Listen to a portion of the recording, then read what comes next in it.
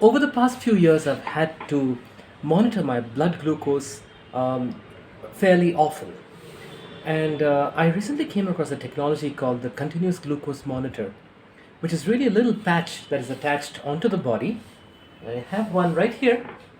It's just a patch of about a little more than an inch in diameter and very flat. It sticks onto the skin attached using a certain device. And I did that myself.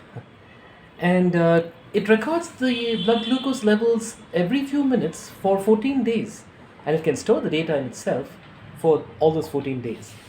Now, to read this data, I need to use a sensor. So, I'm sorry, a reader, and this is the reader. So, I switch it on, and it connects with the patch via Bluetooth. So when I switch it on, it asks me what I want to do. I say get sensor data. It tells me to hold the reader close to the sensor. So I do just that. Just hold it close by. You can hear it beep, and it's got the data recorded in here now. So I can view my blood glucose here as a graph, in fact. Or I can connect this to a computer to view to view it in much higher resolution. Now, I've been using this to monitor my glucose after eating certain foods and at different times in the day.